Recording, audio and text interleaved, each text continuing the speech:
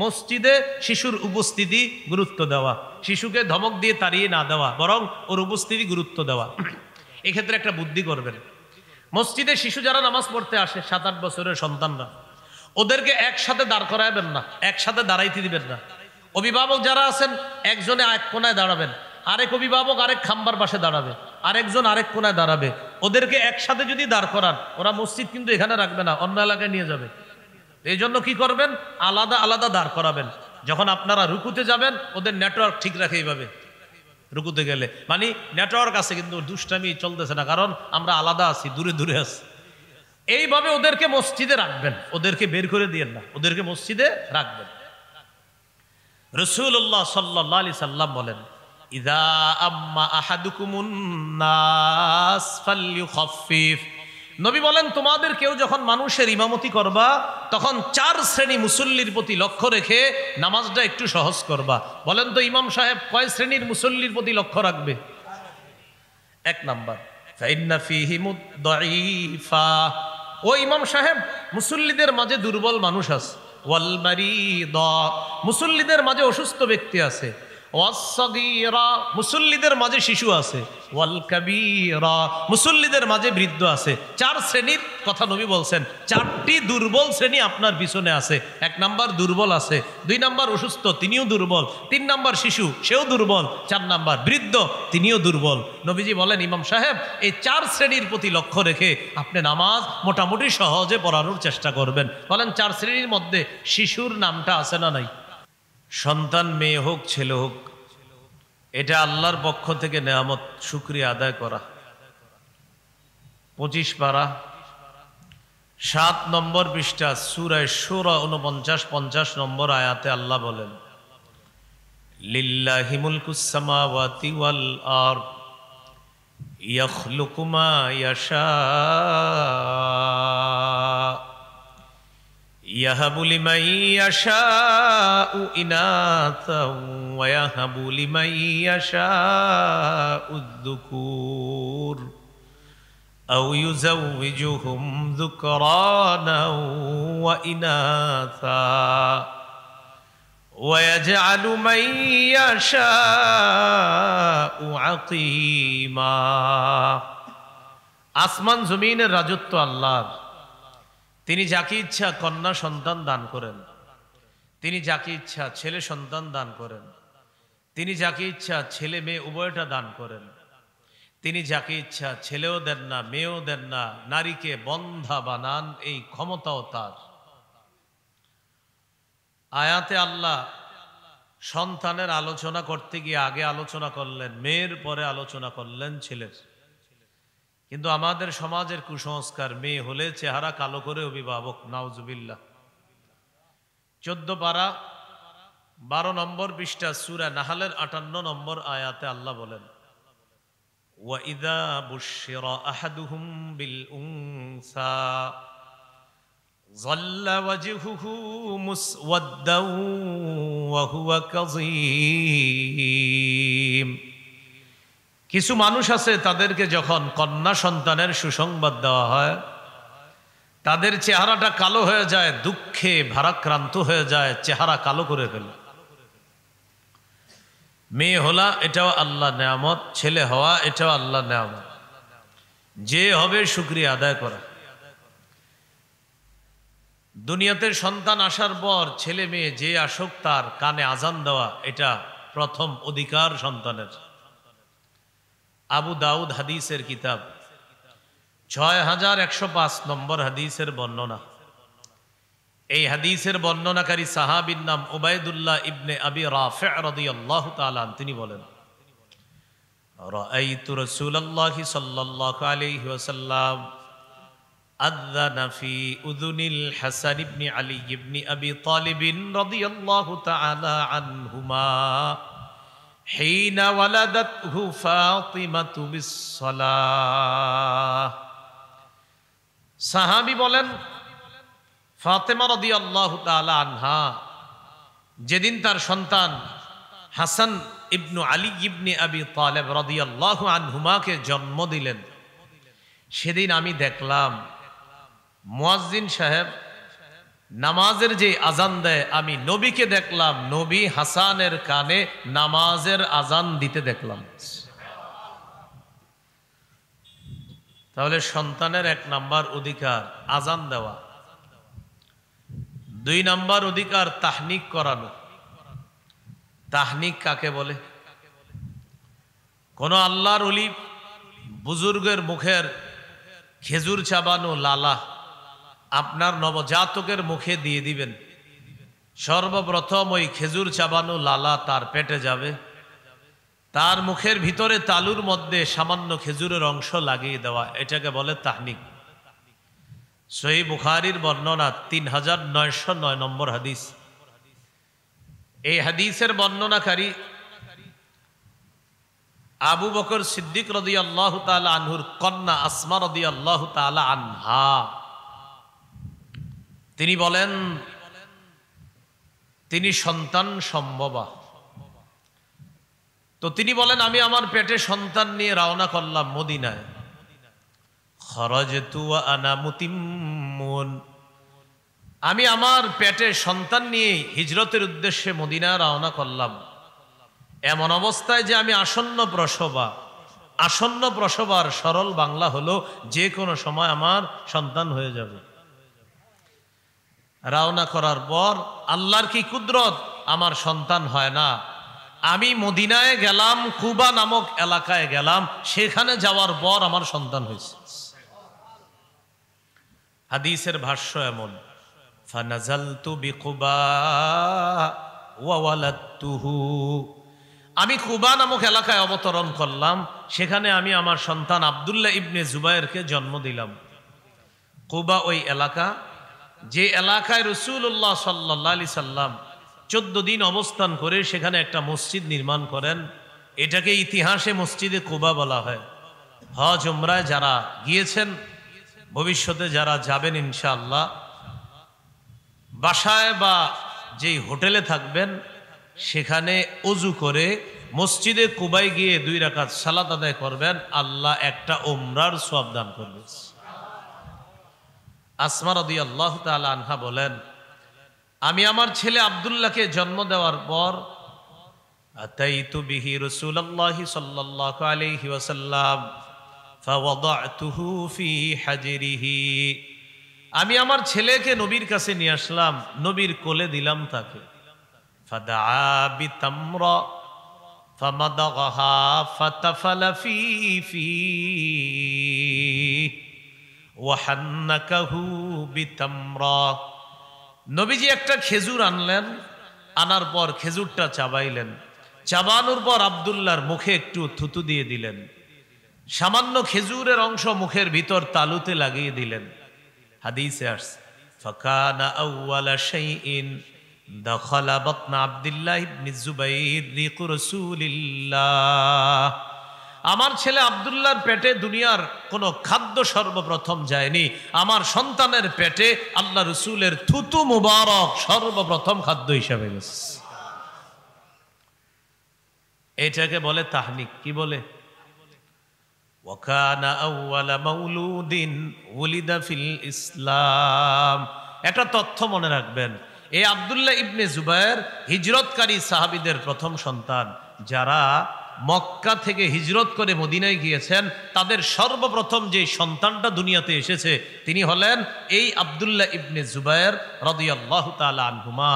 হযরত আসমা রাদিয়াল্লাহু তাআলা আনহার ছেলে আবু বকর সিদ্দিক রাদিয়াল্লাহু তাআলা আনহুর মেয়ের ঘরের নাতি, অর্থাৎ আবু বকর হলেন নানা, আসমা হলেন মা, বাবা হলেন জুবায়ের, আর ছেলে হলেন আব্দুল্লাহ। তিনি হিজরতকারী সাহাবীদের প্রথম সন্তান। এই তথ্যটা মনে রাখবেন, ওই কুইজে আসে মাঝে মাঝে, কুইজে হিজরতকারী সাহাবীদের প্রথম সন্তানের নাম কি, দেখবেন অনেকগুলা নাম দিবে, আব্দুল্লাহ ইবনে জুবায়ের একটা নাম থাকবে, আপনি টিক চিহ্ন দিয়ে দিবেন আব্দুল্লাহ ইবনে জুবায়ের।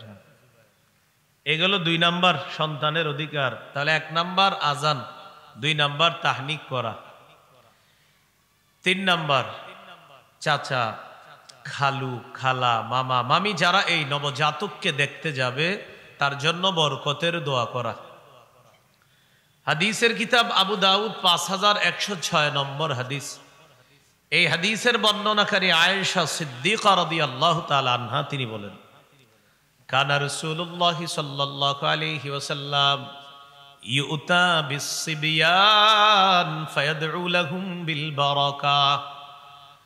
রাসূলুল্লাহ সাল্লাল্লাহু আলাইহি ওয়াসাল্লামের কাছে নতুন শিশুকে নিয়ে আসা হতো, আল্লাহ নবী তাদের জন্য বরকতের দোয়া করতেন। আমরাও নবজাতককে দেখে তার জন্য বরকতের দোয়া করব। আমরা এইভাবে দোয়াটা করতে পারি। আপনাদের কষ্ট না হলে আমার সাথে পড়তে পারেন। বলেন, জাআলাহুল্লাহু মুবারাকান আলাইকা ওয়া আলা উম্মতি মুহাম্মাদ সাল্লাল্লাহু আলাইহি ওয়াসাল্লাম।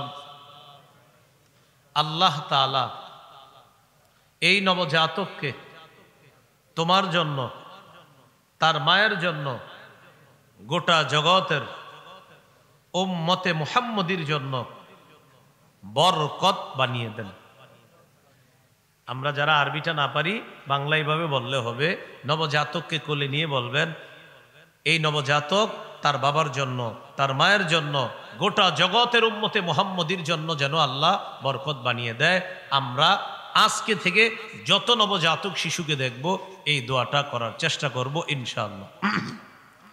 4 নাম্বার, শিশু সন্তান কান্না করলে তার কান্না থামায়া দেওয়া, এটা তার অধিকার। তার মা ডেকসি ধুইতে গেছে, তার মা রান্নার কাজে ব্যস্ত, শিশুর মা নামাজে দাঁড়িয়েছে, ওই মুহূর্তে শিশু কান্না করা শুরু করছে। আপনি বাবা অথবা অন্য যারা ঘরে আছে তাদের উচিত এই শিশুর কান্না থামিয়ে দেওয়া। মা নামাজে থাকলে তিনি যদি লম্বা কেরাত দিয়ে নামাজ শুরু করেন, তার তখনই ওই লম্বা কেরাতকে সংক্ষিপ্ত কেরাত করতে হবে। সংক্ষিপ্ত কেরাতের মাধ্যমে নামাজ শেষ করে শিশুকে কোলে নিয়ে তার কান্না থামিয়ে দেওয়া, এটা শিশুর অধিকার। সহিহ বুখারী 868 নম্বর হাদিস। এই হাদিসের মধ্যে আছে, ক্বালা রাসূলুল্লাহ সাল্লাল্লাহু আলাইহি ওয়াসাল্লাম ইন্নী লা আকুমু ইলাস সালাহ ওয়া উরিদু আন উতাওয়িলা ফিহা। নবীজি বলেন, আমি নামাজে দাঁড়াই, নামাজে দাঁড়ানোর পর লম্বা কেরাত পড়ার নিয়ত করি। ফাআসমাউ বুকাআস সাবী, ওই মুহূর্তে আমি শিশুর কান্নার আওয়াজ শুনি। ফাআতাজাওয়াজু ফি সালাতি কারাহিয়াতান আন আশুক্কা আলা উম্মিহি। আমি যখন শিশুর কান্নার আওয়াজ শুনি, শিশুর কান্নার আওয়াজ শোনার পর আমি লম্বা কেরাতের নিয়তটা পাল্টে সংক্ষিপ্ত কেরাত দিয়ে নামাজ শেষ করি। কারণ আমার পিছনে শিশুর মা আছে মুসল্লিয়া হিসাবে। শিশুর কান্না বাড়লে মায়ের কষ্ট বাড়বে, মায়ের কষ্ট লাঘব করার জন্য আমি নবী সংক্ষিপ্ত কেরাত দিয়ে নামাজ শেষ করি, শিশু এবং তার মায়ের অধিকার প্রতিষ্ঠিত করার জন্য। শিশুর যেন কষ্ট না হয়। শিশু কানলে মায়ের কষ্ট হবে, শিশুরও কষ্ট হবে, মায়েরও কষ্ট হবে। নবী বলেন, কেরাত সংক্ষিপ্ত করি যেন শিশুর কষ্ট বেশি না হয়, মায়ের কষ্ট যেন বেশি না হয়। কয় নাম্বার গেল? 4। 1 নাম্বার আজান দেওয়া, 2 নাম্বার তাহনিক করা, 3 নাম্বার বরকতের দোয়া করা, 4 নাম্বার কান্নারত শিশুকে থামিয়ে দেওয়া, 5 নাম্বার আকিকা করা।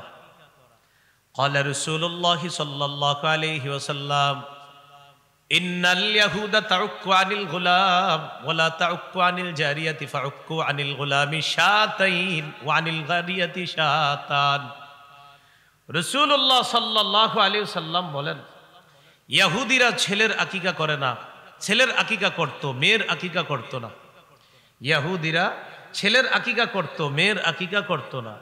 ফাউক্কু আনিল গুলামি শাতাইন, হে আমার উম্মত, তোমরা ছেলের পক্ষ থেকে 2টি ছাগল আকিকা করবা। ওয়া আনিল জারিয়াতি শাতান, মেয়ের পক্ষ থেকে 1টি ছাগল আকিকা করবা। ছেলের পক্ষ থেকে 2টি, মেয়ের পক্ষ থেকে 1টি। মাসআলা হলো, কোন ছেলের পক্ষ থেকে 2টি আকিকা করা যদি অভিভাবকের জন্য কষ্টকর হয়, তাহলে ছেলের পক্ষ থেকে 1টি পশু আকিকা করলেও আকিকা আদায় হয়ে যাবে ইনশাআল্লাহ। কয় নাম্বার গেল? 5 নাম্বার। নাসাই শরীফের একটা হাদিস শুনি, 4220 নম্বর হাদিস।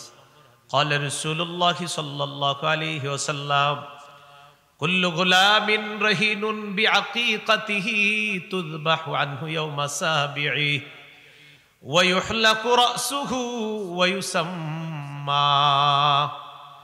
রাসূলুল্লাহ সাল্লাল্লাহু আলাইহি ওয়াসাল্লাম বলেন, প্রত্যেক নবজাতক তার আকিকার সাথে আবদ্ধ। সপ্তম দিনে তার পক্ষ থেকে পশু জবাই করা হবে। সপ্তম দিনে তার মাথার চুল মুন্ডন করা হবে।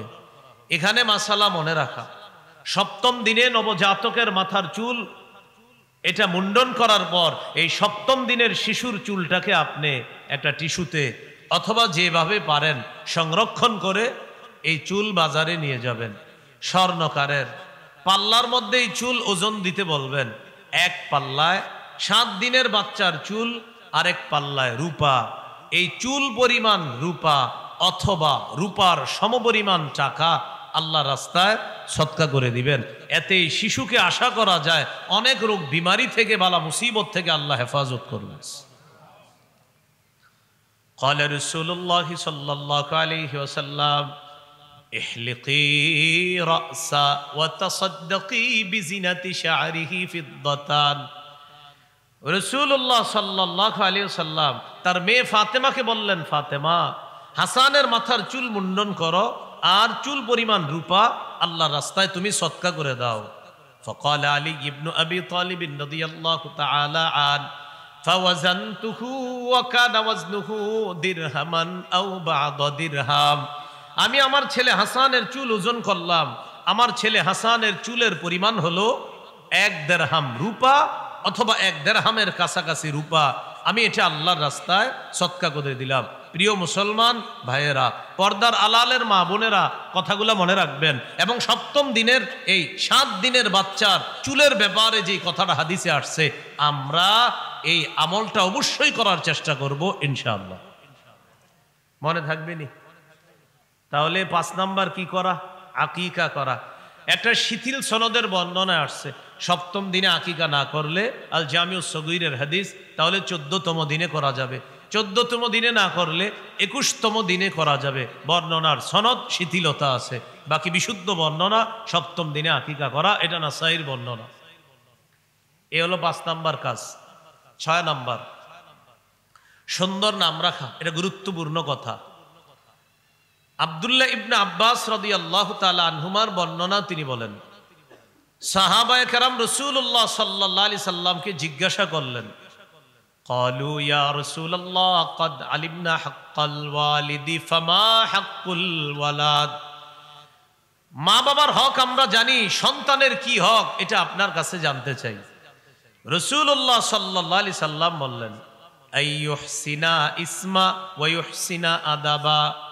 সন্তানের জন্য মা বাবার কর্তব্য হলো সন্তানের সুন্দর নাম রাখা, সন্তানকে সুন্দর শিষ্টাচারের মাধ্যমে তাকে বড় করে গড়ে তোলা। এটা মা বাবার দায়িত্ব, কর্তব্য। সুন্দর নাম রাখা এটা অতীব গুরুত্বপূর্ণ একটি কাজ। আবু দাউদ 4949 নম্বর হাদিস। قال رسول الله صلى الله عليه وسلم أحب الأسماء إلى الله আব্দুল্লাহি ওয়া আব্দুর রহমান। রাসূলুল্লাহ সাল্লাল্লাহু আলাইহি সাল্লাম বলেন, আল্লাহর কাছে সর্বাধিক পছন্দনীয় নাম হলো আব্দুল্লাহ, আব্দুর রহমান। এখন একটি হাদিস শুনবো আমরা, যে হাদিস শোনার পর আপনাদের সিদ্ধান্ত নিতে হবে অর্থবোধক বিশুদ্ধ নাম রাখা কতটা প্রয়োজনীয়তা আছে ইসলামের মধ্যে। এখন বুঝবেন। সহিহ বুখারী 6193 নম্বর হাদিস। একজনের নাম বলেন আমার সাথে, বলেন সাঈদ ইবনুল মুসাইয়্যিব। বলেন, কি বললাম?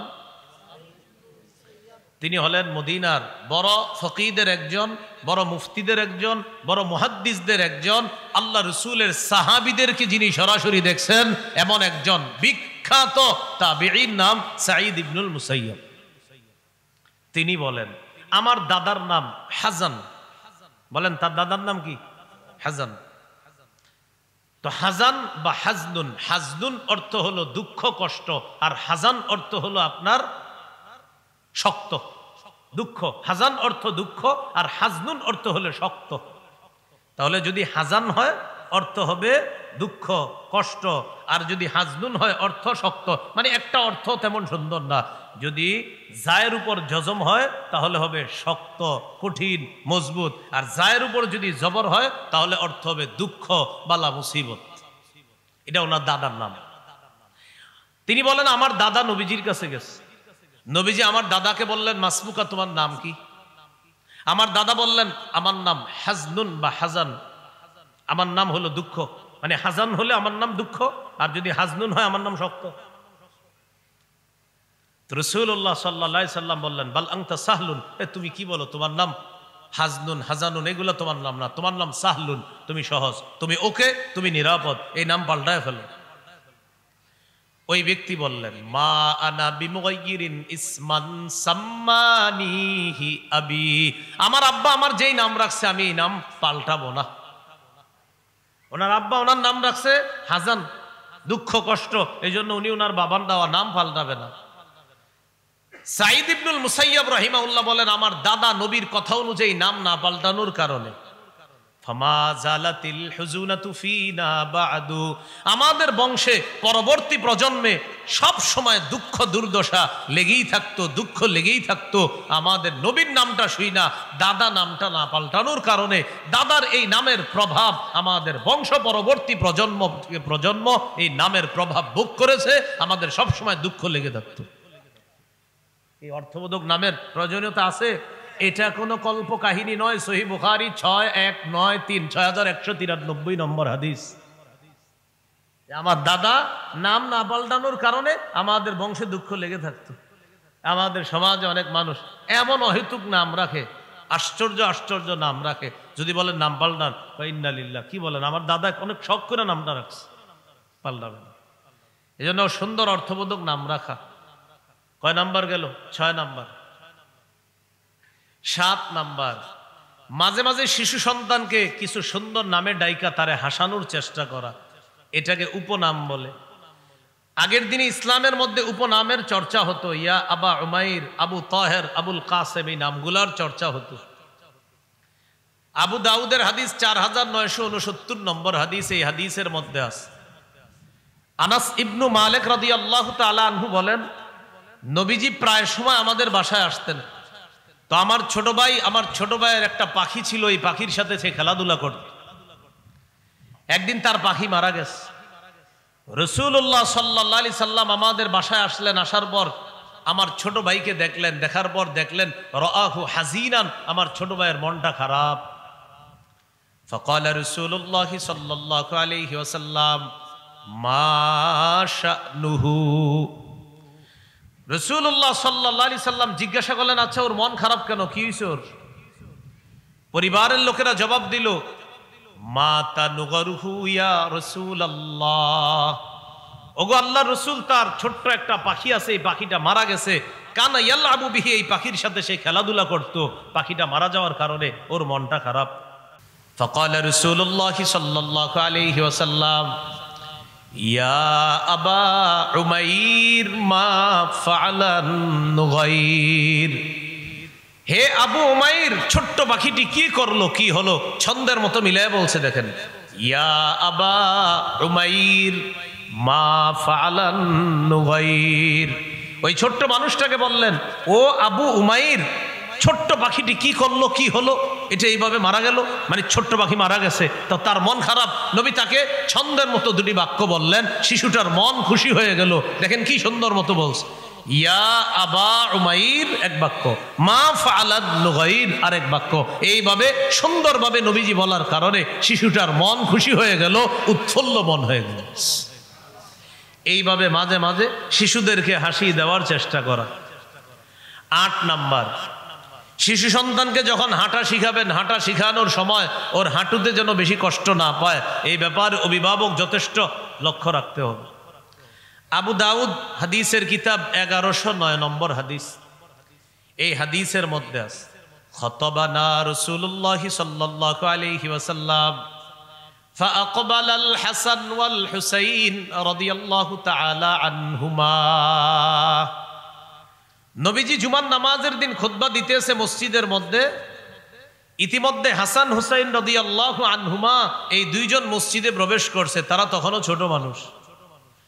ইয়াসুরানি ওয়া ইয়াকুমান, হাসান হুসাইন বারবার মাটিতে পড়ে যাচ্ছে, আবার দাঁড়ায়, আবার পড়ে যায়, আবার দাঁড়ায়।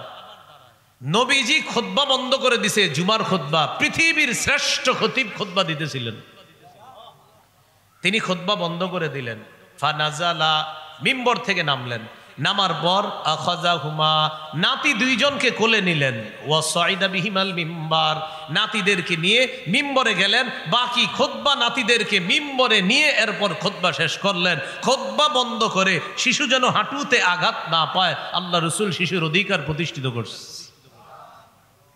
হাঁটুতে বেশি কষ্ট যেন না পায়। হাদিসের শেষে আছে রাসূল সাল্লাল্লাহু আলাইহি সাল্লাম বলেন, লাম আসবির, আমি সহ্য করতে পারি নাই, এই জন্য আমি খুতবা বন্ধ করে আমার এই নাতি দুইজনকে নিয়ে আবার আমি মিম্বরের মধ্যে আসলাম। এখান থেকে আমরা কি শিখলাম? সন্তান হাঁটা শিখবে, কিন্তু হাঁটুতে বেশি কষ্ট যেন না পায়, আমরা সতর্ক থাকা। প্রথমে যখন আপনার হাঁপড় দিতে শিখে, তখনও কিন্তু আমরা হাঁটুগুলার প্রতি একটু লক্ষ্য রাখবো, যেন এই হাঁটুতে কোনো কাটাবিদ্ধ না হয়, ইত্যাদির মাধ্যমে কষ্ট না পায় শিশু সন্তান। কত নাম্বার গেল? 8। 9 নম্বর, বিশেষ করে ছেলে শিশুর জামার কালারের ক্ষেত্রে সতর্ক হওয়া। মেয়েদের কালারে ছাড় আছে, ছেলেদের কালারে সচেতন হতে হবে। মেয়েদের জামার কালারে ছাড় আছে, ছেলেদের ক্ষেত্রে যে কোনো কালার পরায়েন না, এটা সচেতনতা অবলম্বন করতে হবে। নাসাইর হাদিস, আব্দুল্লাহ ইবনে আমর রাদিয়াল্লাহু তাআলা আনহুমার বর্ণনা, তিনি বলেন, রাআহু রাসূলুল্লাহি সাল্লাল্লাহু আলাইহি ওয়াসাল্লাম ওয়া আলাইহি থাওবানি মুআসফারান। রাসূলুল্লাহ সাল্লাল্লাহু আলাইহি সাল্লাম আব্দুল্লাহ ইবনে আমরকে দেখলেন, তার শরীরের মধ্যে কুসুম রঙের দুটি জামা। বলেন তো কি রং? ফাকাল রাসূলুল্লাহ সাল্লাল্লাহু আলাইহি ওয়াসাল্লাম, হাদিহি থিয়াবুল কুফার ফালা তালবাসহা। আব্দুল্লাহ, তুমি কি জামা পরছো? এগুলা কাফেরদের পোশাক, এগুলা আর পরবা না, হলো এগুলা পরিধান করবা না। এই আব্দুল্লাহ ইবনে আমর রাদিয়াল্লাহু তাআলা আনহুমা বলেন, নবীজি এটা যখন আমারে বলছে যে এগুলা জাহান্নামের পোশাক, এগুলা যেন আমি পরিধান না করি, তিনি তাড়াতাড়ি এই পোশাক পরিবর্তন করে আল্লাহ রাসূলকে খুশি করার জন্য অন্য পোশাক অভ্যস্ত হওয়া শুরু হলেন। সাহাবায়ে কেরামের আদর্শ ছিল এমন, নবী কিছু বললে সাথে সাথে তারা আমল করে দেখায় দিতেন। অন্য বর্ণনায় আছে যে নবী যখন বলতেন যে এই পোশাকটা কেমন জানি, সাথে সাথে সাহাবায়ে কেরামের কেউ কেউ এমন করতেন, উনি মাটিতে বসার আগে ওই পোশাক চেঞ্জ করতেন। মাটিতে বসার আগে বুঝছেন নি, মানে ওই পোশাকে উনি আর বসতেন না, যে না না আমি বসবো না, আমি জমিনে বসার আগে পোশাক চেঞ্জ করতে হবে, নবীর হুকুম পালন করতে হবে, এরপর আমি জমিনে বসবো, এর আগে বসবো না। কয় নম্বর গেল? 9। 10 নম্বরটা একটু কষ্ট করে আপনারা আমার সাথে বলতে হবে। সবাই বলেন, শিশু থেকে, শৈশব থেকেই শিশুকে এমন পোশাকে অভ্যস্ত করা যেই পোশাক সতর ঢেকে রাখে। শিশুর কি আবার সতর আছে কিনা? কথার কথা না, ওরে ছোটবেলা থেকে আপনি অভ্যস্ত করবেন যেন ওর হাঁটু ঢেকে রাখে। দেখবেন 1.5-2 বছরের শিশু যখন বড় হয়, ওর প্যান্টটা যখন ছোট হয়, ও প্যান্ট খালি এইভাবে টানে নিচের দিকে, মানে হলো ওর মাথায় ঢুকে গেছে আমার না হাঁটু ঢাকনা থাকে, এখন হাঁটুটা খোলা কেন? ওর কিন্তু বয়স মাত্র 1.5-2 বছর, ও প্যান্ট নিচের দিকে টানতে থাকে। একজন মুসলিম শিশুর মুসলিম বাবা মা হিসাবে শুকরিয়া আদায় করবেন যে আমার সন্তানের মস্তিষ্কে আল্লাহ তাআলা সুন্দর একটা বিষয় বসায় দিচ্ছে। সূরা আরাফের 26 নম্বর আয়াতে আল্লাহ বলেন, ইয়া বানি আদম ক্বাদ আনজালনা আলাইকুম লিবাসান ইউয়ারি সাওআতিকুম ওয়ারিশা ওয়া লিবাসুত তাকওয়া যালিকা খায়র। হে আদম সন্তান, আমি তোমাদেরকে এমন পোশাক দিলাম যে পোশাক তোমাদের সতর ডেকে রাখে, যে পোশাক তোমাদের সৌন্দর্যতার কারণ। তাকওয়ার পোশাক সর্বোত্তম পোশাক, তাকওয়ার পোশাক সর্বোত্তম পোশাক। একটা মুসলিম সন্তানের জন্য তাকওয়ার পোশাক তো ওই পোশাক যেটা আল্লাহর পছন্দ, যেটা নবীর পছন্দ। আর মুসলমানের পোশাক সেটা যেটা আমার রবের হুকুম আছে, যেটা আমার নবীর হুকুম আছে। তাই শৈশব থেকে আমার সন্তানের মস্তিষ্কে এটা বসিয়ে দিতে হবে যে আমার সন্তান একটা মুসলমানের সন্তান, এটা ওর মাথায় বসতে হবে। কয় নাম্বার গেল? 10। 11 নম্বর, সাদা পোশাকে অভ্যস্ত করা। সাদা পোশাক সর্বোত্তম পোশাক। আবু দাউদের হাদিস, অন্য পোশাকও পরা যাবে, বাকি সাদা পোশাক সর্বোত্তম পোশাক। আবু দাউদের হাদিস 4061 নম্বর হাদিস। قال رسول الله صلى الله عليه وسلم البسوا من ثيابكم البياض فإنها خير ثيابكم। রাসূলুল্লাহ সাল্লাল্লাহু আলাইহি সাল্লাম বলেন, তোমরা তোমাদের পোশাকের মধ্য থেকে সাদা পোশাক পরিধান করবা। ওয়াকাফিনু ফিহা মাউতাকুম, তোমাদের মধ্যে যারা মারা যায় তাদেরকেও সাদা পোশাক পরায়া দিবা, জীবিতরা সাদা পোশাক পরবা, কেননা এটা সর্বোত্তম পোশাক। মৃত যারা তাদেরকেও সাদা পোশাক পরায়া দিবা। সুবহানাল্লাহ, কি এক আজীব শিক্ষা গ্রহণ করলাম। জীবিত আছি সাদা পোশাক, মরলে সাদা পোশাক, জীবিত অবস্থায় সাদা পোশাক এই কারণে পরা যেন আপনার মনে পড়ে, এই আমি কিন্তু জীবদ্দশায় সাদা পোশাকে আছি, একটু পরে আমি না থাকলে আমার স্বজনরা আমাকে সাদা পোশাক পরায়া কবরে রাখবে। কত গেল? 11। 12 নাম্বারটা একটু কষ্ট করে বলতে হবে আপনাদের।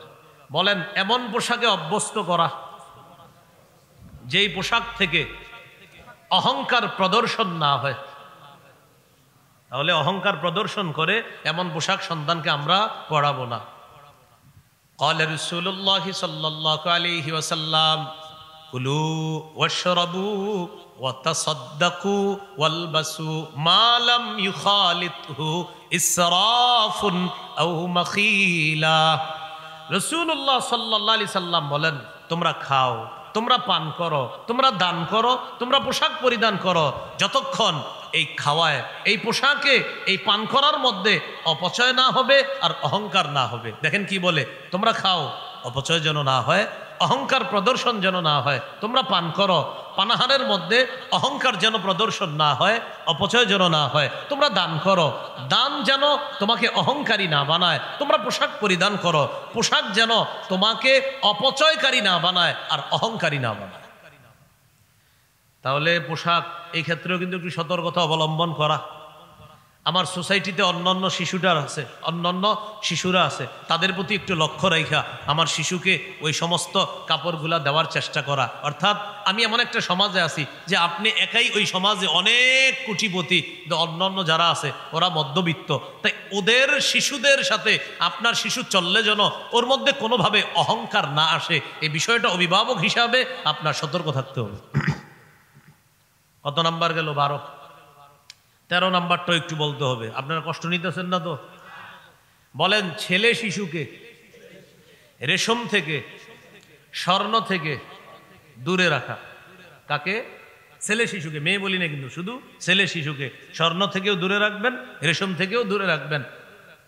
মাসালা হলো, হুজুর ছোট মানুষ, ওর জন্য কি এগুলো হারাম? না, হারাম না, কিন্তু শৈশব থেকে ওর এগুলা যেন নেশা না হয়, ওর মধ্যে যেন রেশমের পছন্দ না ঢুকে, স্বর্ণের পছন্দ ওই সন্তানের মধ্যে যেন না আসে। ছেলে শিশুকে তাই স্বর্ণ থেকেও দূরে রাখবেন, রেশম থেকে দূরে রাখবেন। قال رسول الله صلى الله عليه وسلم أحل الذهب والحرير لأناث أمتي وحرم على ذكورها। রাসূলুল্লাহ সাল্লাল্লাহু আলাইহি সাল্লাম বলেন, আমার উম্মতের নারীদের জন্য, মেয়েদের জন্য রেশম হালাল, স্বর্ণ হালাল। আমার উম্মতের ছেলেদের জন্য রেশম হারাম, স্বর্ণ হারাম। তাহলে মেয়েদের জন্য রেশম হালাল, স্বর্ণ হালাল, আর ছেলেদের জন্য রেশম হারাম, স্বর্ণ হারাম। 13 নাম্বার গেল। 14 নাম্বারটা বলার আগে সবাই একটু দিল থেকে আল্লাহু আকবার বলি। কেন আল্লাহু আকবার বললাম? 14 নাম্বারটা হলো, আমাদের নবী আমাদেরকে জুতা পরাও শিখাইয়া দিছে। সুবহানাল্লাহ। এই জন্য মানে এই বিষয়টাও শিখাই দিছে, তো এই জন্য আমরা আশ্চর্য প্রকাশ করলাম যে আল্লাহু আকবার, আমাদের নবী কত ভালোবাসে আমাদেরকে, জুতা পরবো কিভাবে এটাও শিখাই দিছে। তাহলে 14 নাম্বার, জুতা পরা শিখানো শিশুকে। قال رسول الله صلى الله عليه وسلم لا تمشي في نعل واحد। নবীজি বলেন, এক পায়ে জুতা পরে হাঁটবা না, এক পায়ে জুতা পরিধান করে হাঁটবা না। বুখারীর বর্ণনায় আসছে লিউনইলহিমা জামিআ আও লিউহফিহিমা জামিআ, হয়তো দুই পায়ে জুতা রেখে হাঁটবা, না হয় দুই পা খোলা রেখে হাঁটবা। এক পায়ে জুতা রেখে চলবা না, এতে অ্যাক্সিডেন্টের সম্ভাবনা আছে। হয়তো দুই পায়ে জুতা রাখবা, না হয় দুই পা খোলা রাখবা।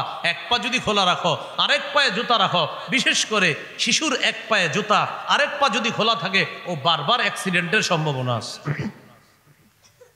ওয়ালা তাশতামিলিস সাম্মা, নবী বলেন এক কাপড়ে পুরো শরীর ঢাকবা না। মানে আপনার শরীরে আর কোনো কাপড় নাই, একটা দিয়ে পুরো শরীর ঢেকে ফেলছেন।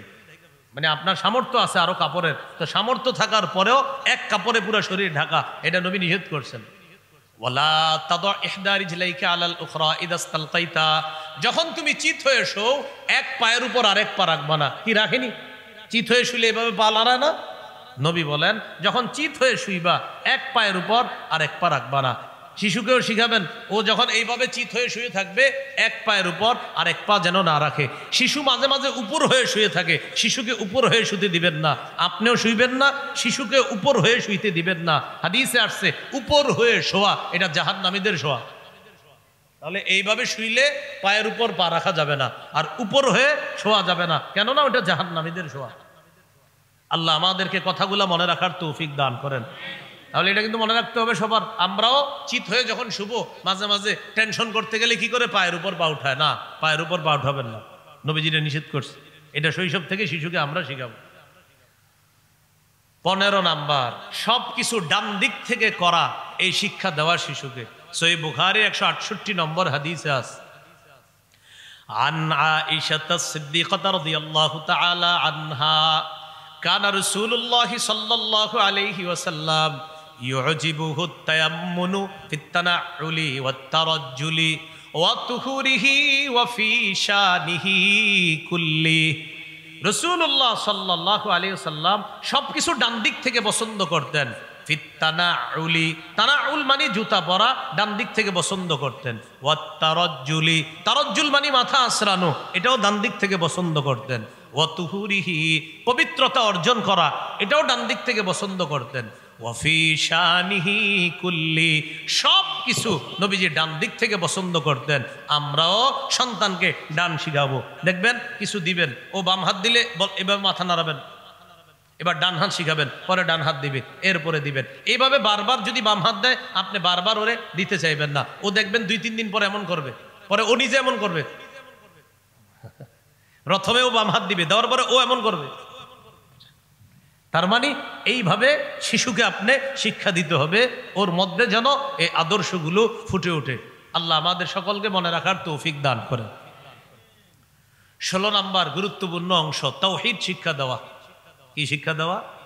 সবাই একসাথে বলি, আল্লাহ এক, আল্লাহ অমুখাপেক্ষী, আল্লাহ জন্ম দেন না, আল্লাহ জন্ম নেন না, তার সমকক্ষ কেউ নেই। সকল সৃষ্টি আল্লাহর মুখাপেক্ষী। আল্লাহ তাআলা সৃষ্টির মুখাপেক্ষী নন, সময়ের মুখাপেক্ষী নন, স্থানের মুখাপেক্ষী নন, বরং সময়, স্থান, সৃষ্টি সব কিছু আল্লাহর মুখাপেক্ষী।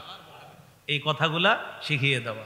তিরমিজির হাদিস 2516 নম্বর হাদিস, রাসূলুল্লাহ সাল্লাল্লাহু আলাইহি সাল্লাম বলেন, আব্দুল্লাহ ইবনে আব্বাস রাদিয়াল্লাহু তাআলা আনহুমাকে বলেন, ইয়া গুলাম উআল্লিমুকা কালিমাত, বৎস আমি তোমাকে কিছু বাক্য শিখিয়ে দিই, তুমি এগুলো মনে রাখবা। ইহফাজিল্লাহ ইয়াহফাজকা, তুমি আল্লাহর বিধিবিধানগুলো রক্ষা করবা, আল্লাহ তোমাকে রক্ষা করবে। ইহফাজিল্লাহ তাজিদহু তুজাহাকা, তুমি আল্লাহকে সদা সর্বদা স্মরণে রাখবা, আল্লাহ তোমাকে বিপদে আপদে সাহায্য করবে। ইযা সাআলতা ফাসআলিল্লাহ, কি আজীব শিক্ষা! যখন তুমি চাইবা আল্লাহর কাছে চাইবা। বলেন না একটু, কার কাছে চাইবা? ইযা সাআলতা ফাসআলিল্লাহ। ছেলেকে শিখান, মেয়েকে শিখান, চাইবা যখন আল্লাহর কাছে চাইবা। ওয়া ইদাস্তাআনতা ফাস্তাইন বিল্লাহ, যখন সাহায্য প্রার্থনা করবা আল্লাহর কাছে সাহায্য প্রার্থনা করবা। এইভাবে সন্তানকে আমরা তাওহীদ শিক্ষা দিব, বলেন ইনশাআল্লাহ। 17 নাম্বার, ইমানি তরবিয়ত শিক্ষা দেওয়া। ইমানি তরবিয়তের মধ্যে শ্রেষ্ঠ তরবিয়ত নামাজের শিক্ষা দেওয়া। 7 বছর বয়সে নামাজের হুকুম করা, 10 বছর বয়সে প্রয়োজনে তাকে মৃদু আঘাত করা। এখন একটু বুঝেন, 7 বছর বয়সে একটা ছেলেকে একটা মেয়েকে নামাজের কথা বললেই সে নামাজের কথা শুনবে, বিষয়টা এমন না। তাই শৈশব থেকে ও যেন নামাজ কিভাবে পড়তে হয় এগুলা যেন ওর মস্তিষ্কে বসে যায়। এটা কিভাবে সম্ভব? যখন ওর বয়স 1.5-2 বছর হবে, ও যখন দোলনায় দোল খেতে থাকবে, ও যখন ঘুমের মধ্যে থাকবে, মা কি করবে? ওর পাশে সালাতে দাঁড়াবে, নামাজে দাঁড়াবে। মা নামাজ পড়তে থাকবে, হঠাৎ শিশুর চোখ খুলে যেন তাকায়া দেখে মা নামাজ পড়তেছে। হঠাৎ শিশুর মস্তিষ্কে আসবে, আজকে একটু অন্যরকম অবস্থায় আম্মারে দেখতেছি, ঘটনা কি? বাচ্চারা কিন্তু শৈশবের শিক্ষাগুলা ভালোভাবে নেয়। আরবি প্রবাদ আছে, আত-তালিমু ফিস সিগর কান-নকশি ফিল হাজার। পাথরে খোদাই করা যেমন শৈশবের শিক্ষা তেমন, পাথরে খোদাই যেমন শৈশবের শিক্ষা তেমন। ও দেখে মা নামাজ পড়ে। আপনি বাবা মাঝে মাঝে সুন্নত, নফল, ওয়াজিব নামাজগুলো ঘরে বললেন, আপনি আপনার 1.5-2 বছরের শিশু দেখবেন কি করবে? আপনার পাশে আইসা নামাজে দাঁড়ায়া যাবে। পরনে কাপড় না থাকলেও মাথায় টুপি একটা নিয়ে দাঁড়ায়া যাবে।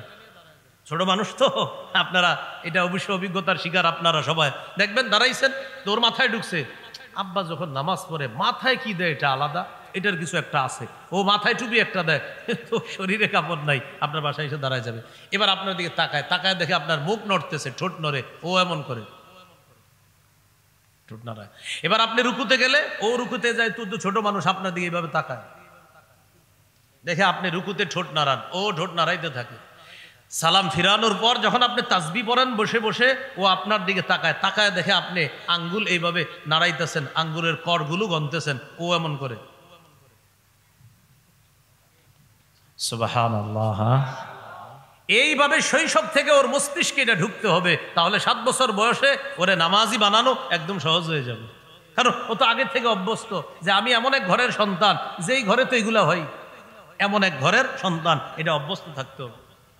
قال رسول الله صلى الله عليه وسلم مروا أولادكم بالصلاة وهم أبناء 7 سنين। রাসূলুল্লাহ সাল্লাল্লাহু আলাইহি সাল্লাম বলেন, তোমরা তোমাদের সন্তানদেরকে নামাজের হুকুম করো যখন তাদের বয়স 7 হয়।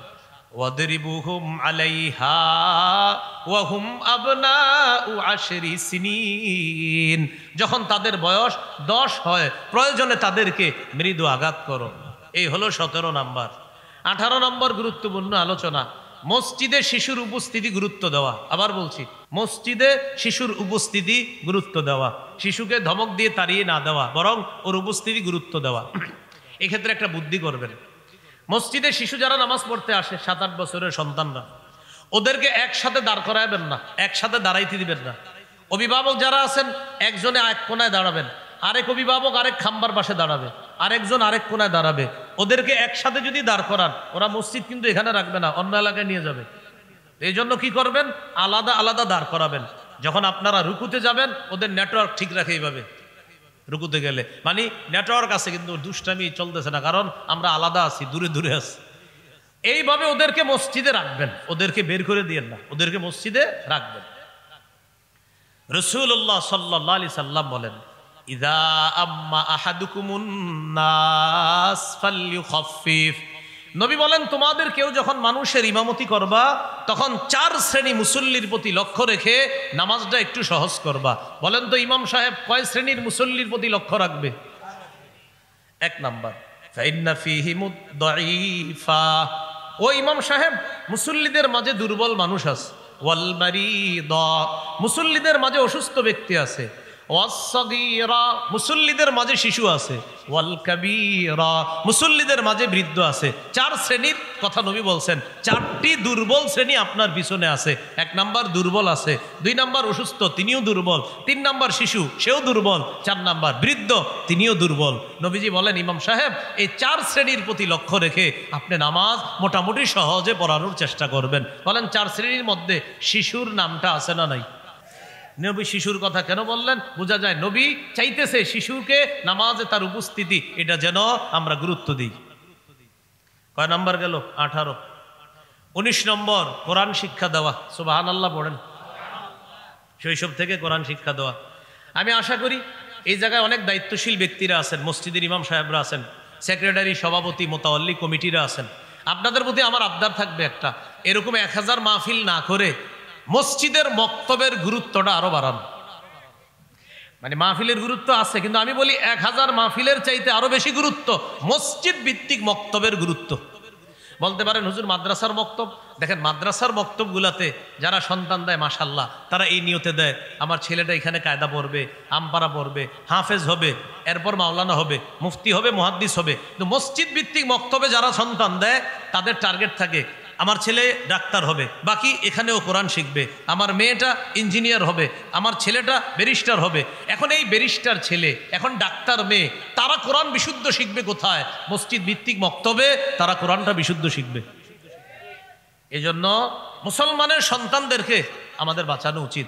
প্রিয় কমিটি ভাইয়ারা, প্রিয় কমিটির সদস্যগণ যারা আছেন, প্রিয় সভাপতি সাহেব যিনি আছেন, প্রিয় সেক্রেটারি সাহেব যারা আছেন, প্রিয় ইমাম সাহেব যারা আছেন, আপনাদের হাত জোর করে বলছি, আমি একজন মুসলিম ঘরের সন্তান হিসাবে আপনাদের প্রতি আবদার জানাই, মসজিদের মক্তবগুলা প্রচুর পরিমাণে গুরুত্ব বাড়ান। আগে 150-200 ছাত্রছাত্রী হইতো মসজিদের মক্তবগুলাতে, এখন ইমাম সাহেব, মুয়াজ্জিন সাহেব সকালে ডাক দেয়, মক্তবের ছাত্রছাত্রীরা তোমরা মক্তবে চলে আসো। কত আফসোসের কথা, ডেকে আনতে হয় বাচ্চাকে।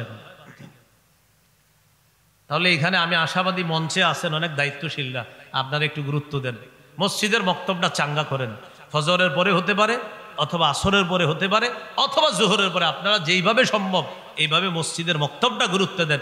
মাদ্রাসার মক্তব তো আলহামদুলিল্লাহ গুরুত্ব আছেই, তো মসজিদের মক্তব, এখানে ডাক্তার, ইঞ্জিনিয়ার, কবিরাজ, ব্যারিস্টার যারা হবে তারা সবাই যেহেতু এই মক্তবে পড়াশোনা করবে, তাই এটার গুরুত্ব আমরা সামাজিকভাবে বাড়াবো, বলি ইনশাআল্লাহ।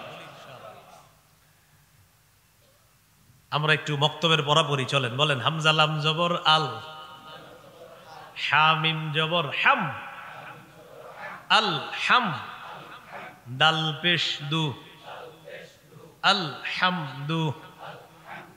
এভাবে পড়ায় না হুজুর মক্তবে? ছোট্ট একটা বেত নিয়ে বসে থাকে, ঠিক না? এরপরে ওরে পড়ায় বলে আব্দুর রহিম এদিকে পর, নুন জবর না, সদ জবর স, না স, র জবর র, না স র, তুই যা, আয় তুই এদিকে পর, বা জবর বা, শিন জবর শা, বাসা, র দুই পেশ রুন, বাসরুন। এই যে পড়ছে আর পড়াইতেছে, যারা শিখাইতেছে আর যারা শিখতেছে, নবীজি বলেন, বুখারীর বর্ণনা, তিরমিজিরও হাদিস 2909, 2910, বুখারীরও বর্ণনা, খায়রুকুম মান তাআল্লামাল কুরআনা ওয়া আল্লামা। ওই যে আলহামদু শিখাইতেছে, পড়াইতেছে, আমি নবী বলে গেলাম তোমাদের মধ্যে এই পড়ছে আর পড়াইতেছে যাদেরকে, তাদেরকে আমি নবী সর্বোত্তম ঘোষণা করে দিলাম।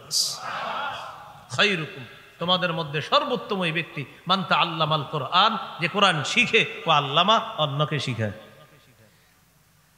কত নম্বর গেল? 19। 20 নম্বর, শিশু সন্তানের সাথে খেলাধুলা করা। সুবহানাল্লাহ। কি করা? যারা আপনারা গার্মেন্টসে চাকরি করেন অথবা অফিস আদালতে চাকরি করেন, বাসায় আইসা এই বাক্সটারে একটু ড্রয়ারে রাইখা দিয়েন, এটা সারাদিন চালানো দরকার নাই, শিশুর সাথে একটু খেলাধুলা করেন বাসায়, বুঝছেননি? এই বাক্সটা একটু রাইখা দিয়েন, ওটা ড্রয়ারে রাইখা একটু শিশুরে সময় দিন। হাদিস শোনানোর পর বুঝবেন কে কার সাথে খেলতেছে। দেখেন হাদিসটা মন দিয়ে শোনেন। ইবনে মাজা 144 নম্বর হাদিস। রাসূলুল্লাহ সাল্লাল্লাহু আলাইহি সাল্লাম বের হয়েছে বাসা থেকে, এক সাহাবীর বাসায় দাওয়াতে যাইতেছে। ওয়া হুসাইনুন ইয়ালআবু ফিস সিক্কা, নবীজির নাতি হুসাইন রাদিয়াল্লাহু তাআলা মদিনার গলিতে খেলতেছে। সুবহানাল্লাহ। ছোট মানুষ, নাতি খেলতেছে। নবীজি যখন দেখছে হযরত হুসাইন রাদিয়াল্লাহু তাআলা খেলতেছে, নবী সবাইরে সরায়া একদম সামনে গেলেন। যেই মাত্র নাতি তার নানাকে দেখছে, ইয়াফিররু হা হুনা ওয়া ইয়াফিররু হা হুনা, নাতি তার নানাকে দেখা একবার এদিকে পালায় আর একবার এদিকে পালায়, একবার এদিকে পালায় আবার এদিকে পালায়।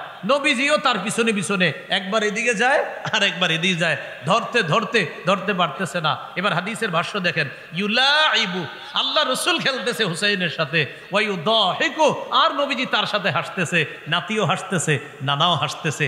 এক পর্যায়ে নবী ধরে ফেললেন, এক হাত থুতনির নিচে রাখলেন হুসাইনের, আরেক হাত মাথার তালুতে এইভাবে রাখলেন, রেখে বললেন হুসাইনুন মিন্নি ওয়া আনা মিন হুসাইন, শোনো হুসাইন আমার থেকে, আমি হুসাইনের থেকে, আহাব্বাল্লাহু মান আহাব্বা হুসাইনান, আমার হুসাইনকে যে ভালোবাসলো আল্লাহ তাকে ভালোবাসলো। কে কার সাথে খেলছে চিন্তা করে, হ্যাঁ? তাহলে শিশুর সাথে খেলাধুলা করা কত গেল? 20। আর শেষ করে দেবেন ইনশাআল্লাহ, আর কিছু একটু শোনেন। 21 নম্বর, শিশু সন্তানকে ভালোবাসা, এটা মাঝে মাঝে প্রকাশ করবেন। আগের বর্ণনা গেছে কোন সাহাবীর ব্যাপারে, ব্যাপারে একটা হাদিস শোনাই, সুবহানাল্লাহ। সহিহ বুখারী 5884 নম্বর হাদিস। রাসূলুল্লাহ সাল্লাল্লাহু আলাইহি সাল্লাম বাজার থেকে বাসায় আসছে, আসার পর নবীজি বললেন আইনা লুকা, লুকা কোথায় বলবেন একটু কষ্ট করে, লুকা বলেন, লুকা। লুকা অর্থ হলো হ্যাংলা পাতলা শিশু, হ্যাংলা পাতলা শিশু। তো নবীজি বলতেছে আমার হ্যাংলা পাতলা হাসান কোথায়? আইনা লুকা, হ্যাংলা পাতলা হাসান কোথায়? মানে তিনি একটু হ্যাংলা পাতলা ছিলেন। তো হযরত হাসান রাদিয়াল্লাহু তাআলা আনহু দৌড়ে আসছে, ইলতাজামা, নবীজি তাকে জড়ায়া ধরছে, জড়ায়া ধরে বললেন আল্লাহুম্মা ইন্নী উহিব্বুহু, আল্লাহ আমি হাসানকে খুব ভালোবাসি। ফাআহিব্বা, আল্লাহ আপনিও হাসানকে ভালোবাসেন। ওয়া আহিব্বা মান আহাব্বা, আল্লাহ আমার হাসানকে যে ভালোবাসবে আপনি তাকে ভালোবাসেন। কথাটা দেখেন আবার কি, আল্লাহুম্মা ইন্নী উহিব্বুহু, আল্লাহ আমি হাসানকে ভালোবাসি। ফাআহিব্বা, আপনিও ভালোবাসেন। ওয়া আহিব্বা মান ইউহিব্বু, আমার হাসানকে যে ভালোবাসবে আল্লাহ আপনিও তাকে ভালোবাসেন।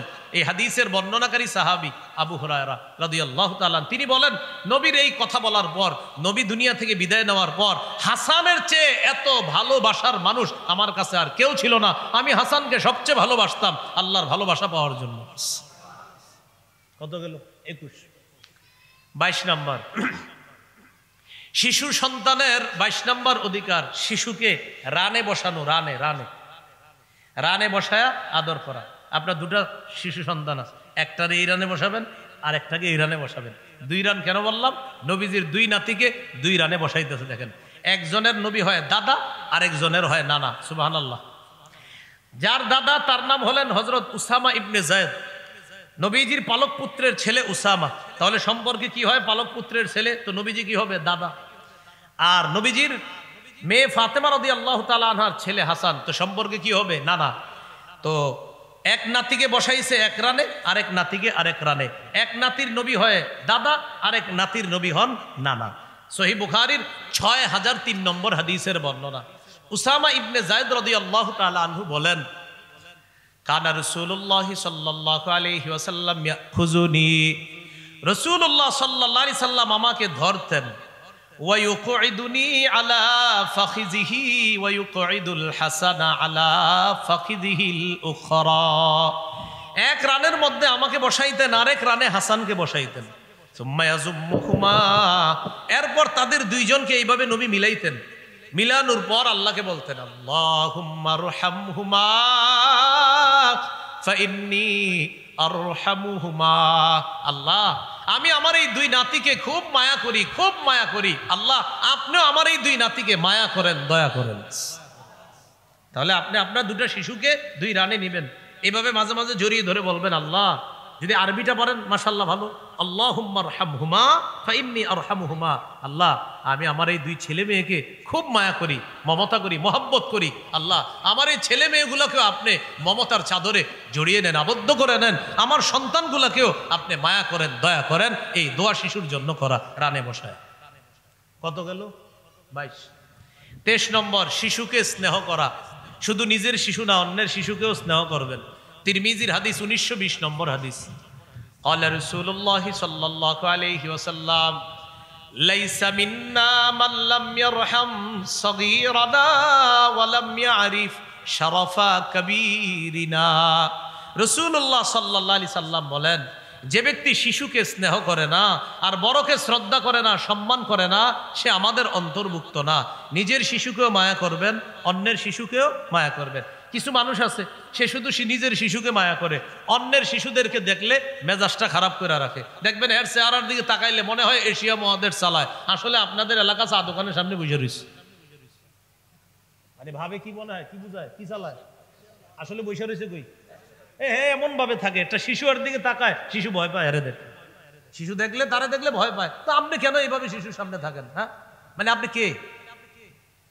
যার শিশুকে দেখবেন একটা হাসি দিবেন, একটা মুস্কি হাসি দিবেন, এই বাচ্চাকে দেখলে একটা হাসি দিবেন, ওর মন বড় হয়ে যায়। আপনি এমন ভাবে তাকাইলেন ওর দিকে, ও ভয় পায়া এই রাস্তায় আর কোনোদিনই আসে না, ডরে। এটা কেন? এগুলা করবেন না। নিজের শিশুকে যেমন একটু হাসি দেন, অন্যের শিশুকে দেখলেও এমনি একটা, আপনার মন খারাপ থাকলেও ওরে একটা হাসি দিবেন, কারণ ও নিষ্পাপ, ও বুঝে না, ওর কোনো গুনাহ নাই, কিচ্ছু বুঝে না, ওরে একটা হাসি দিয়ে খুশি করেন, রব আপনাকে খুশি করে দিবে। কয় নাম্বার গেল? 23। 24 নম্বর, শিশুকে চুমু দেওয়া। সুবহানাল্লাহ।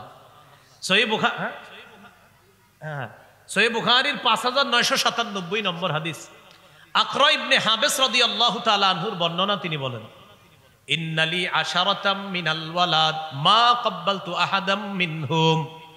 নবীর এক সাহাবী নবীকে বলে, হুজুর আমার 10 জন সন্তান, আমি একজনকেও চুমু দেই না। আমার 10 জন সন্তান, আমি একজনকেও চুমু দেই না। নবীজি বলেন, কি বলো তুমি? তোমার ভিতরে দয়া মায়া নাই?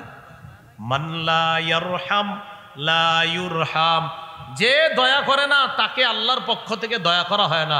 তুমি যদি তোমার সন্তানকে চুমু না দাও, মায়া না করো, তোমাকে তো মায়া করা হবে না। শিশুকে চুমা দিবা, তোমার সন্তানকে তুমি আদর করবা, তাহলে আল্লাহ তোমাকে দয়া করবে, মায়া করবে। 25 নম্বর, খাবার যখন খাবেন শিশুকে অগ্রাধিকার দেওয়া। একটা ফল খাইতেছেন, একটা ভালো জিনিস খাইতেছেন, শিশুরে একটু দিয়ে নিবেন, পরে আপনি খাইবেন। ও যদি পুরাটা খায়ালায়, ও যদি পুরাটা খেয়ে ফেলতে পারে, খেয়ে ফেলুক, আপনারা দরকার নেই। আর যদি না কিছু খায়া আপনারা দেয়, আলহামদুলিল্লাহ। হাদিসের মধ্যে আসছে, উতিয়া রাসূলুল্লাহ সাল্লাল্লাহু আলাইহি সাল্লাম বিবাকুরাতিল ফাতিহা। গাছের প্রথম ফলটা আল্লাহ রসুলের জন্য হাদিয়া আসতো। গাছের প্রথম ফল উতিয়া রসুল্লাহ নবীজিকে দেওয়া হতো বিবাকুরাতিল ফাতিহা। মনে রাখবেন, বাকুরাতুল ফাকিহা অর্থ হলো গাছের প্রথম ফল। বাকুরাতুল ফাতিহা মানে হলো গাছের প্রথম ফল, ফাকিহা মানে ফল। তো এখানে বিবাকুরাতিল ফাকিহা মানে গাছের প্রথম ফলটা নবীজির কাছে হাদিয়া আসতো, যেটা বর্তমানেও মাশাআল্লাহ অনেকে এগুলা পাঠিয়ে থাকে এতিমখানা, মাদ্রাসায়, ওলামায়ে হযরতদের কাছে অনেকে পাঠায়, মাশাআল্লাহ। এরকম নবী কি করতেন? ওই ফলটা নিয়ে দোয়া করতেন, আল্লাহ এই প্রথম ফলেও বরকত দেন, আর এই বাগানের শেষ ফলেও আপনি বরকত দিয়েন। এটা বলার পর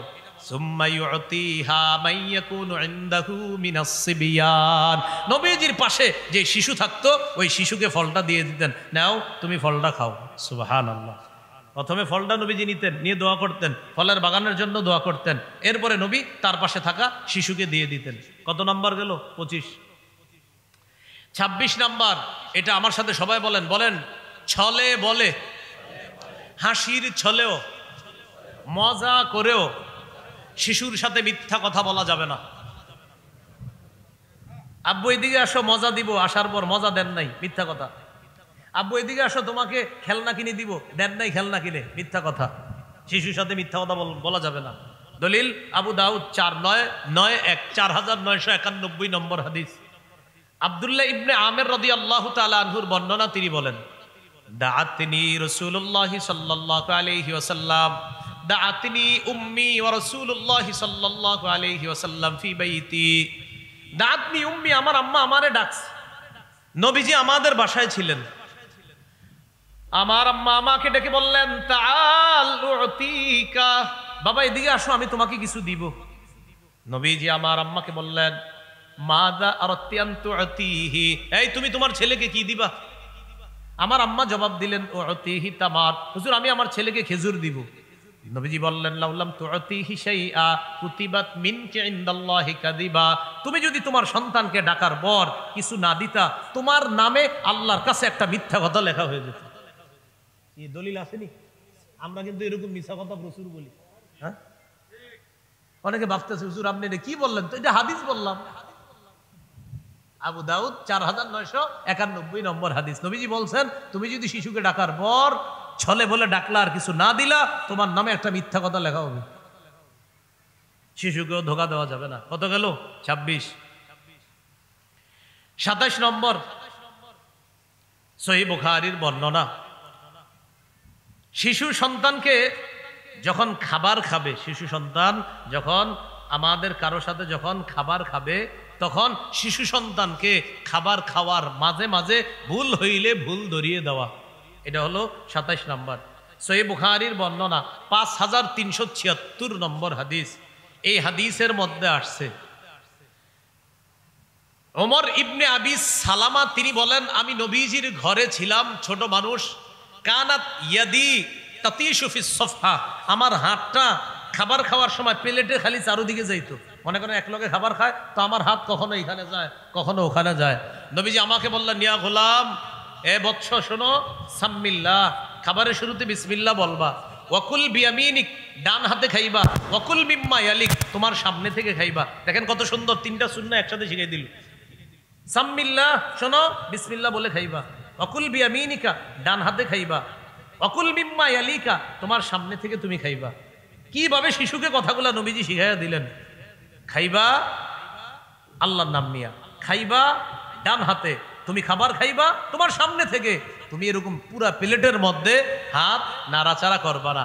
এইভাবে শিশুকে আপনার ভুল হলে ভুল ধরিয়ে দেওয়া। আরেকটা হাদিস শোনেন, সহিহ বুখারীর বর্ণনা। হাসান রাদিয়াল্লাহু তাআলা একদিন খাবার খাইছে, ছোট মানুষ। কি করছে তিনি? হাসান রাদিয়াল্লাহু তাআলা আখাদাল হাসান তামারাতাম মিন তামরি সাদকা, সদকার একটা খেজুর উনি মুখের মধ্যে দিয়ে দিছে। কিসের? নবী পরিবারের জন্য সদকা খাওয়া হারাম, নবী পরিবারের জন্য সদকা খাওয়া জায়েজ নাই। তো হযরত হাসান ছোট মানুষ, সদকার খেজুর মুখে দিয়ে দিস।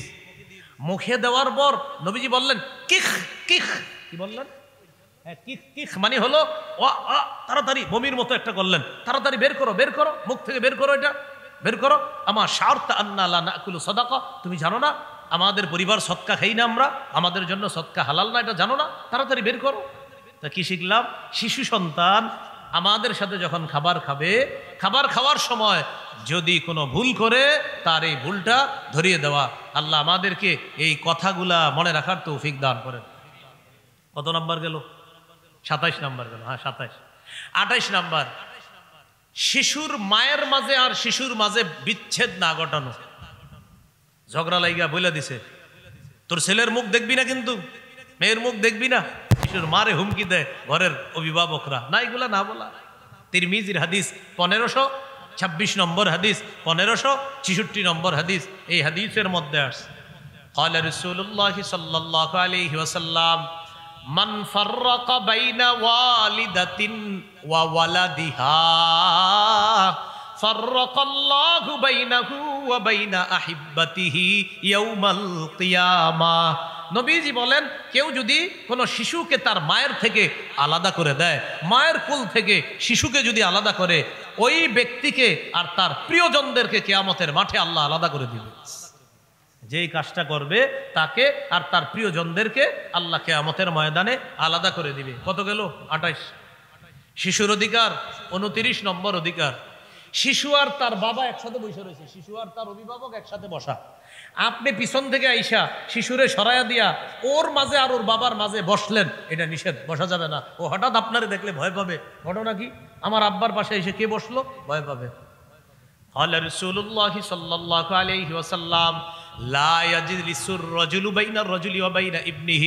তোমাদের কেউ যেন কোনো ব্যক্তি আর তার সন্তানের মাঝখানে আইসা না বসে। তোমাদের কেউ যেন ব্যক্তি আর সন্তানের মাঝখানে আইসা না বসে। শিশু মানুষ হঠাৎ আপনাকে দেখলে ভয় পেতে পারে। অভিভাবকের সাথে বসা, কথার কথাই মাহফিলে বসা, আপনি কোত্থেকে আইসা মাঝখান দিয়ে ঢুকছেন, ও তো পুরো চিৎকার দিয়ে উঠবে, কে আমার পাশে এটা।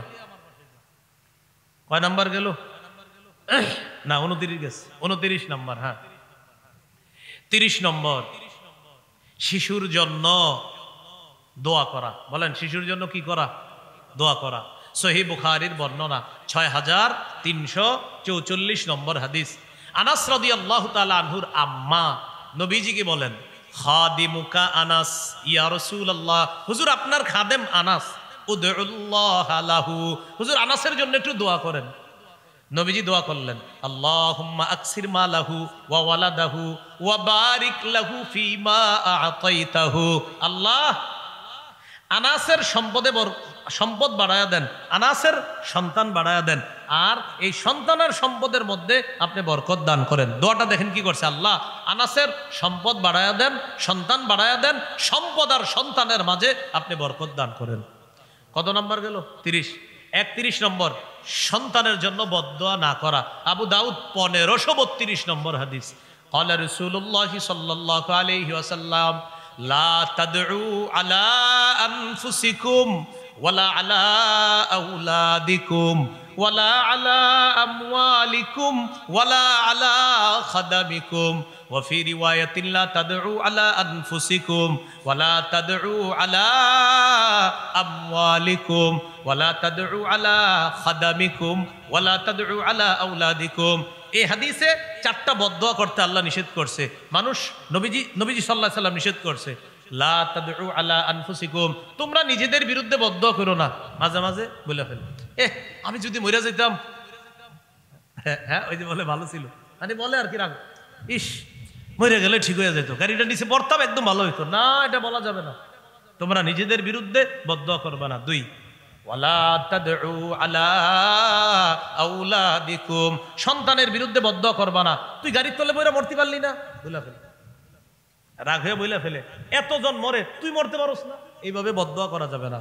3 নাম্বার, ওয়ালা তাদউ আলা খাদামিকুম, চাকর বাকরদের বিরুদ্ধে বদদোয়া করা যাবে না। সুবহানাল্লাহ, চাকরদের বিরুদ্ধে বদদোয়া করা যাবে না। 4, ওয়ালা তাদউ আলা আমওয়ালিকুম, সম্পদের বিরুদ্ধে বদদোয়া করা যাবে না। ইস আমার সম্পদগুলো ধ্বংস হয়ে গেলে ভালো হইতো, তাহলে অন্তত তোর মতো সন্তানরা আমার চেহারা দেখা লাগতো না, এরকম অনেকে বইলা ফেলে আর কি, তোর মতো সন্তানকে দেওয়া লাগতো না, এগুলা না বলা। তাহলে নিজের ধ্বংসের জন্য বদদোয়া না করা, সন্তানের ধ্বংসের জন্য বদদোয়া না করা, খাদেম চাকর বাকরের ধ্বংস আর বদদোয়া না করা, আর নিজের সম্পদ ধ্বংস হওয়া, এই বদদোয়া না করা। কত গেল? 31।